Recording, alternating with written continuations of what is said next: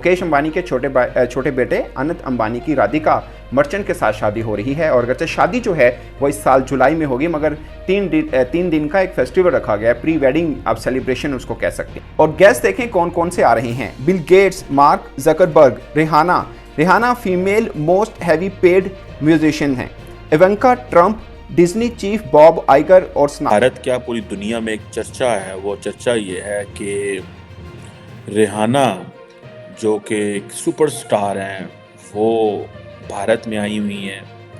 और वो भारत में कहाँ आई हैं, बहुत बड़े बिलियनियर मुकेश अंबानी के बेटे की जो प्री वेडिंग फेस्टिविटीज़ है उनके ऊपर। और देखें, ये बात तो माननी पड़ेगी कि सॉफ्ट पावर में भारत का कोई जोड़ नहीं है। भारती और एशिया के सबसे अमीर शख्स के छोटे बेटे की शादी है और उन्होंने फेसबुक के मालिक को ही बुला लिया। ये बात आपको मजाक लग रही होगी मगर सच है। और जो बाकी गेस्ट हैं, आपको ये गेस्ट भी शायद छोटे लगें, मगर ख़ास है कि बड़े बड़े नाम आ रहे हैं। दुनिया का कोई ऐसा शोबा नहीं है जिसके बड़े बिजनेसमैन इस शादी में शरीक ना हो रहे हों। और ये भारत के नहीं, एशिया के सबसे अमीर शख्स हैं और इनके पास पैसा इतना है। जिनकी मैं नेट वर्थ पढ़ रहा था तो मेरे दिमाग में एक बार आया कि ये सारे पैसे तो पाकिस्तान का कर्ज बनते हैं। उनकी फोर्ब्स 30 जनवरी 2024 के मुताबिक उनकी 85 बिलियन बनते हैं और फेब 2024 के मुताबिक उनके 112 बिलियन डॉलर उनकी नेट वर्थ है अंबानी फैमिली की है। और उनकी शादी में मैंने ये सुना है, अब कहाँ तक सही है पता नहीं, लेकिन मैंने ये सुना है कि मुकेश अंबानी के बेटे की शादी पर 50 करोड़ डॉलर का खर्चा आएगा। जी हाँ, ये जो आपको दिखाई दे रहे हैं, जी हाँ, इनकी शादी पे 50 करोड़ डॉलर का खर्चा आएगा। उसके अलावा जी मुकेश अंबानी जो हैं वो 114 बिलियन डॉलर के मालिक हैं।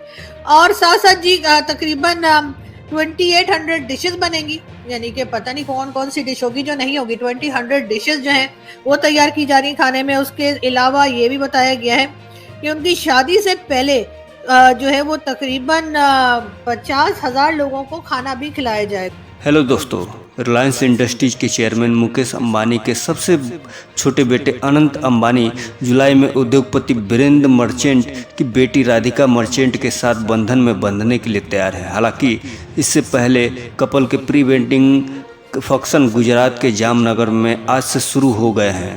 अनंत राधिका के प्री वेडिंग फंक्शन 1 से 2 मार्च तक चलेंगे। वहीं कपल के इस सेलिब्रेशन में शामिल होने के लिए बॉलीवुड से लेकर तमाम इंटरनेशनल स्टार और कई बड़ी हस्तियां जामनगर पहुंच रहे हैं। एक बहुत बड़ा प्रॉब्लम है अगर आप मलेशिया से कंपेयर करें, जिन कंट्रीज को हम कहते हैं ना उन्होंने तरक्की की है, अगर हम सिंगापुर से करें, इवन बांग्लादेश से करें, एक बेसिक बड़ा डिफरेंस है। They have lived at peace with in and at peace with their neighbours. This is a starting point. Trade is, जब तक आप ट्रेड ही नहीं करेंगे, हमारे 4 नेबर्स हैं, 3 के साथ दंगल हो रहे हैं और फिर भी लोग खुश नहीं है। और ये मकबूल टाइप वो कहते हैं कि जी वो एटम बम किस लिए बनाया था।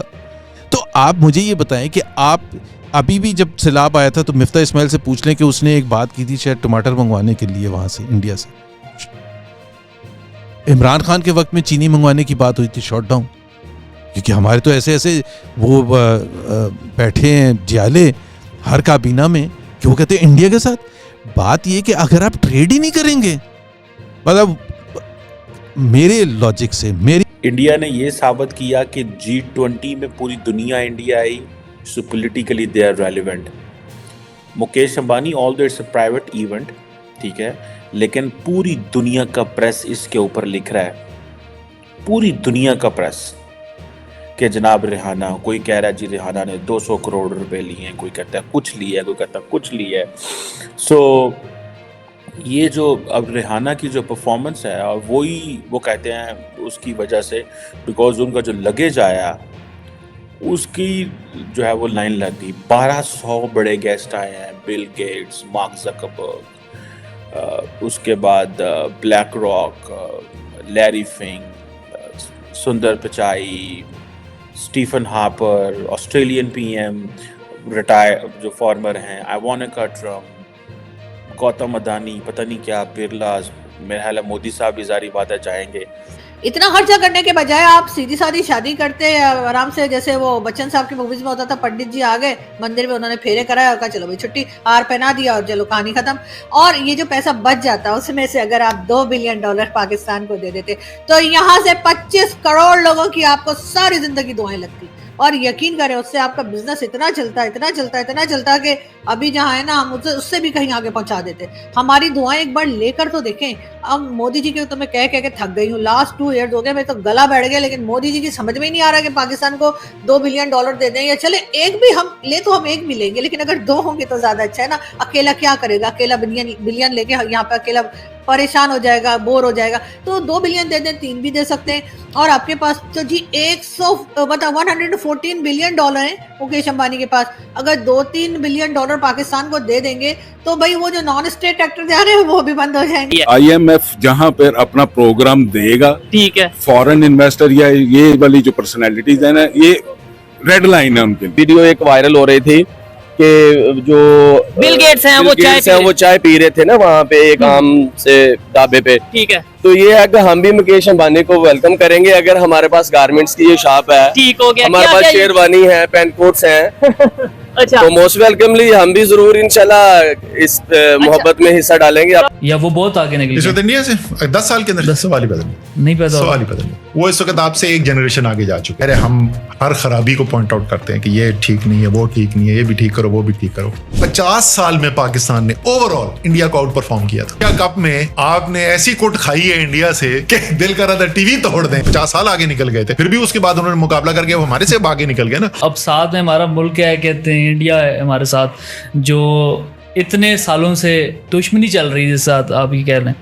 क्या 10 साल के अंदर हम कम बैक कर सकते हैं, हम कम्पीट कर सकते हैं उनके साथ, या वो बहुत आगे निकल इस वक्त इंडिया से 10 साल के अंदर सवाल ही बदल नहीं पैदा सवाल ही बदल वो इस वक्त आपसे एक जनरेशन आगे जा चुके हैं। लेकिन क्या हम इंडिया के साथ कम्पीट कर सकते हैं? बिल्कुल कर सकते हैं। आप सही फैसले करने शुरू करें यार। देखें, मैंने 14 अगस्त 1997 को एक आर्टिकल लिखा था और मुझे उस आर्टिकल में अभी तक याद है, मैंने कंपैरिजन की थी। मैंने कहा यार हम जब पाकिस्तान को देखते हैं ना तो जाहिर है हम हर खराबी को पॉइंट आउट करते हैं कि ये